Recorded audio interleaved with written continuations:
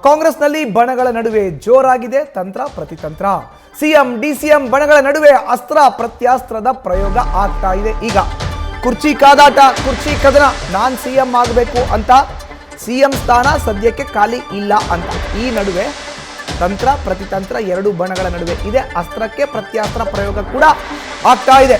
DCM DK Shivakumar ಬಣದಿಂದ ಮೂಲ ಕಾಂಗ್ರೆಸ್ ಅಸ್ತ್ರ ಪ್ರಯೋಗ ಆಗ್ತಾ ಇದ್ರೆ, ಇತ್ತ ರಾಜ್ಯದಲ್ಲಿ ಮೂಲ ಕಾಂಗ್ರೆಸ್ ನಾಯಕರು ಬೀದಿ ನಾಯಿಗಳಲ್ಲ, ನಿಯತ್ತಿನ ನಾಯಿಗಳು ಅಂತ ಮೂಲ ವರ್ಸಸ್ ವಲಸಿಗ ವಿಚಾರ ಪ್ರಸ್ತಾಪ ಆಗ್ತಾ ಇದೆ. ಈಗ ಡಿಕೆಶಿ ಬಣಕ್ಕೆ ಕೌಂಟರ್ ಕೊಡೋಕೆ ಸಿಎಂ ಆಪ್ತರಿಂದ ದಲಿತಾಸ್ತ್ರದ ಪ್ರಯೋಗ ಆಗಿದೆ. ದಲಿತರಿಗೆ ಅವಕಾಶ ನೀಡಿ ಅಂತ ಸಿದ್ದರಾಮಯ್ಯ ಆಪ್ತರು ಒತ್ತಾಯವನ್ನ ಮಾಡ್ತಾ ಇದ್ದಾರೆ. ಈ ಮೂಲಕ ಎರಡು ಬಣಗಳು, ಒಂದು ಡಿಕೆಶಿ ಬಣ, ಇನ್ನೊಂದು ಸಿದ್ದರಾಮಯ್ಯರ ಬಣ. ಹೆಚ್ಚಿನ ಮಾಹಿತಿ ನೀಡ್ತಾರೆ ನಮ್ಮ ಪ್ರತಿನಿಧಿ ಹರೀಶ್ ದೂರವಾಣಿ ಸಂಪರ್ಕಕ್ಕೆ ಸಿಕ್ಕಿದ್ದಾರೆ. ಹರೀಶ್, ಮೂಲ ವರ್ಸಸ್ ವಲಸಿಗ, ಡಿಕೆಶಿ ವರ್ಸಸ್ ಸಿದ್ದರಾಮಯ್ಯ, ಈ ರೀತಿಯಾದಂಥ ಅಸ್ತ್ರ ಪ್ರತ್ಯಸ್ತ್ರಗಳು ಈಗ ಕಾಂಗ್ರೆಸ್ನಲ್ಲಿ ಕೇಳಿ ಬರ್ತಾ ಇರೋ ಅಂಥದ್ದು. ಆಕ್ಚುಯಲ್ ಆಗಿ ಕಾಂಗ್ರೆಸ್ನಲ್ಲಿ ಸದ್ಯದ ಸ್ಥಿತಿ ಹೇಗಿದೆ? ಬಹಳ ಮುಖ್ಯವಾಗಿರುವಂತದ್ದು ಸಿಎಂ ಸಿದ್ದರಾಮಯ್ಯ ಮತ್ತೆ ಡಿಸಿಎಂ ಡಿಕೆ ಶಿವಕುಮಾರ್ ಅವರ ಬಣಗಳ ನಡುವಿನ ಚಟಾಪಟಿ ಈಗ ತಾರಕಕ್ಕೇರಿದೆ.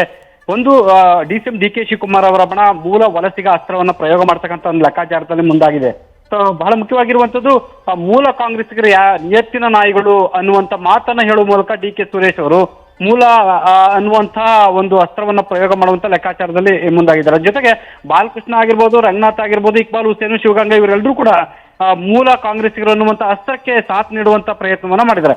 ಇತ್ತ ಮಗದೊಂದ್ ಕಡೆ ಸಿಎಂ ಸಿದ್ದರಾಮಯ್ಯ ಅವರ ಬಣ ದಲಿತ ಸಿಎಂ ಅಸ್ತ್ರವನ್ನ ಪ್ರಯೋಗ ಮಾಡುವಂತ ನಿಟ್ಟಿನಲ್ಲಿ ಕೂಡ ಅವರು ಮುಂದಾಗಿದ್ದಾರೆ. ಸೊ ನಿನ್ನೆಷ್ಟೇ ಕೂಡ ಮಾಜಿ ಸಚಿವ KN ರಾಜಣ್ಣ ಅವರು ಜೆಡಿಎಸ್ ನಲ್ಲಿ ಒಕ್ಕಲಿಗರಿಗೆ ಸಿಎಂ ಸ್ಥಾನ ಸಿಗುತ್ತೆ, ಹಾಗಾದ್ರೆ ಕಾಂಗ್ರೆಸ್ ನಲ್ಲಿ ದಲಿತರಿಗೆ ಅವಕಾಶ ಯಾಕೆ ಸಿಗಬಾರ್ದು ಅನ್ನುವಂತ ಪ್ರಶ್ನೆ ಮಾಡಿದ್ದಾರೆ. ಜೊತೆಗೆ ಪರಮೇಶ್ವರ್ ಆಗಿರ್ಬೋದು, ಸತೀಶ್ ಜಾರಕಿಹೊಳಿ, ಮಹದೇವಪ್ಪ, ಮುನಿಯಪ್ಪ ಸೇರಿದಂತೆ ಹಲವರು ಕೂಡ ದಲಿತರಿಗೆ ಒಂದು ಅವಕಾಶ ಕೊಡಬೇಕು ಅನ್ನುವಂತಹ ಮಾತುಗಳನ್ನ ಕೂಡ ವ್ಯಕ್ತಪಡಿಸ್ತಾ ಇದ್ದಾರೆ. ಮುಂಬರುವ ದಿನಗಳಲ್ಲಿ ಬದಲಾವಣೆ ಅನಿವಾರ್ಯ ಆಗಿದೆ. ಆದಲ್ಲಿ ಹೈಕಮಾಂಡ್ ನಾಯಕರ ಮುಂದೆ ದಲಿತ ಸಿಎಂ ಹಕ್ಕೊತ್ತಾಯ ಮಂಡಿಸ್ತೀವಿ ಅನ್ನುವಂತ ಮಾತನ್ನ ಕೂಡ ಈಗ ವ್ಯಕ್ತಪಡಿಸಿದ್ದಾರೆ. ಹಾಗಾಗಿ ಡಿಕೆ ಶಿವಕುಮಾರ್ ಅವರ ಬಣಕ್ಕೆ ಪ್ರತಿಯಾಗಿ ಕೂಡ ಸಿಎಂ ಸಿದ್ದರಾಮಯ್ಯ ಅವರ ಬಣ ಪ್ರತಿತಂತ್ರವನ್ನ ರೂಪಿಸ್ತಾ ಇರುವಂತದ್ದು. ಮಧುಸೂದನ್, ಧನ್ಯವಾದ ಹರೀಶ್ ನಿಮ್ಮ ಮಾಹಿತಿಗೆ. ನ್ಯೂಸ್ ಫಸ್ಟ್ ನಿರ್ಭೀತಿಯಿಂದ ನಿಮ್ಮ ಪರವಾಗಿ.